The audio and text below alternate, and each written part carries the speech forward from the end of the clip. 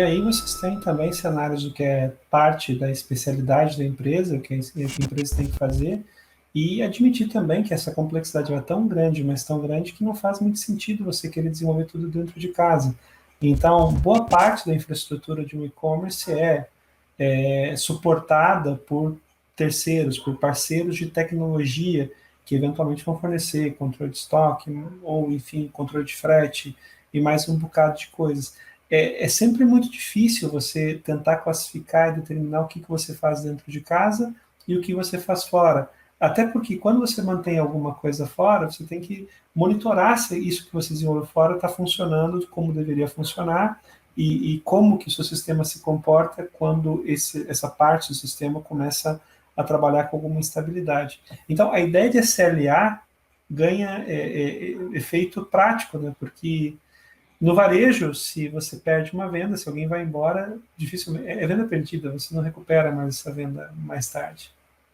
Exatamente. E aí faz sentido falar de penalidades e tudo mais, né? Mas sabe que esse é um assunto complexo, né? Porque a gente ainda vem passando por uma maturidade de entender o que é estratégico para nós em tecnologia, que é aquilo que a gente deve ter dentro de casa, pela capacidade de customização, de otimização, de flexibilidade para o futuro, e aquilo que não é estratégico a gente pode terceirizar, né? O varejo ele tem algumas fases, assim, então muitas empresas passaram por uma fase de terceiriza tudo porque eu não tenho capacidade técnica para fazer isso. E a gente vê um movimento agora de retorno, né? Porque ter a capacidade técnica hoje é um diferencial, né? Então, se a multicanalidade é um diferencial para mim, faz sentido eu trazer a multicanalidade para dentro, né? Falando de forma genérica para todos os varejistas, né? Se a disponibilidade de conteúdo é estratégica, faz sentido eu trazer essa estratégia para dentro. E uma vez que algo não seja, então vamos dar um exemplo aqui, a frente de caixa não é estratégico, eu não consigo gerar um valor além do que eu já gero, de fato vamos terceirizar. Isso ainda vem ganhando maturidade dentro do varejo, assim. Então é muito comum discussões de o que eu invisto que pode me trazer valor e o que de fato é básico do varejo, que eu não quero perder tempo com isso. Mas não é tão simples quanto parece, ainda mais numa questão cultural do varejo, que sempre terceirizou muito e agora vem mudando isso nos últimos anos. E performance no varejo também, e nessa visão toda de terceirização, você tem o compromisso de entregar performance. Porque a gente sabe, existem estudos famosos, inclusive, que dizem que no pipe de conversão, um segundo representa 7% de conversão. Né? Então, eu me lembro das pessoas dando uma escovada ali no front-end, às vezes, para tentar reduzir pelo menos a ideia de tempo de espera aparente, né? Tentar manter o cliente envolvido e atuando de forma ativa no site.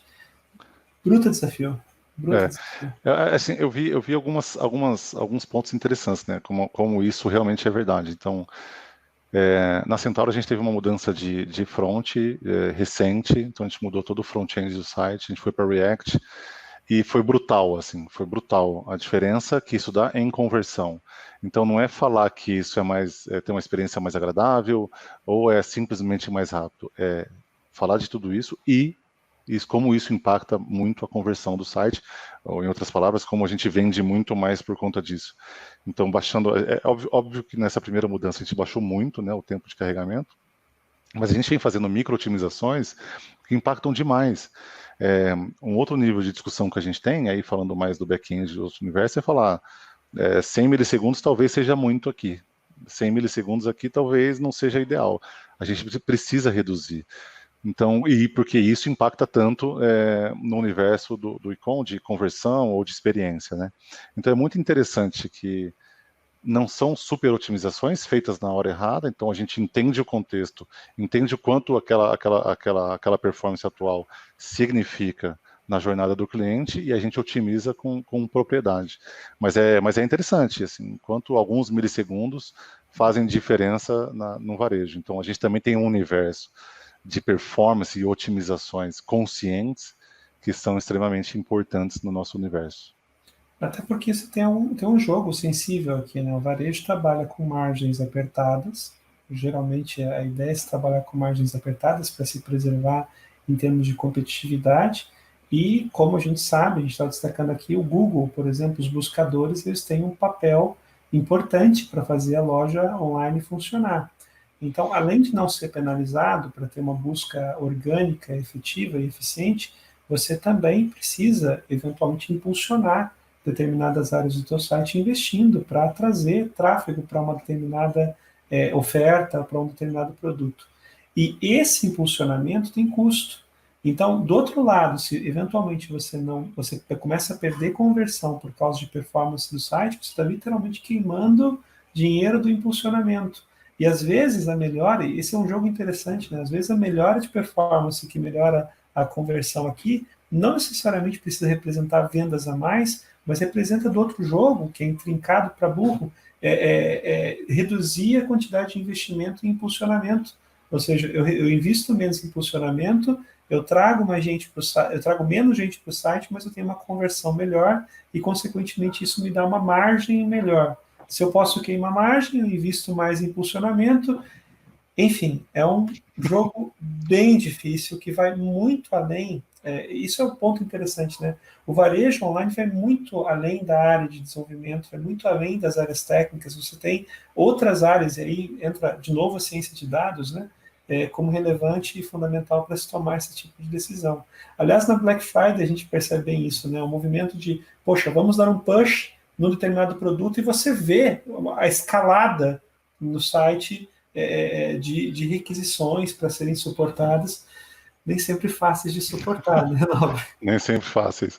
Mas tem um ponto que eu queria voltar, assim, nessa questão das otimizações, né? A gente tem, por natureza, no universo de tecnologia, o desejo de otimizar, né?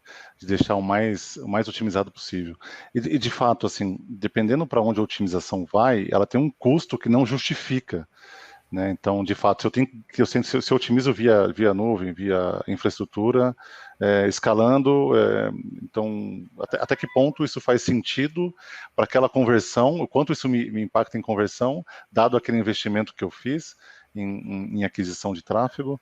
Então, tem uma relação estratégica, que esse é um movimento que a gente vem tentando fazer e tem dado certo, que é do desenvolvedor, do engenheiro, ter essa noção de business para falar, aqui cheguei num ponto satisfatório para o contexto de negócio onde eu estou atuando, que não faz mais sentido ou realizar essa otimização, ou ir para esse caminho de investimento ou custo de tecnologia, porque esse contexto não me permite. Então, isso é bem interessante. Agora, falando do push, é impressionante, né? A migração que a gente vem tendo, para todos os varejistas, mais uma vez, do tráfego para dispositivos móveis, né?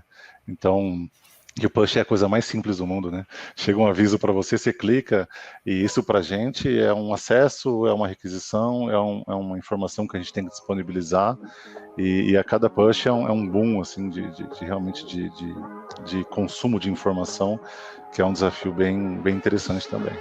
É relativamente controlado, mas interessante.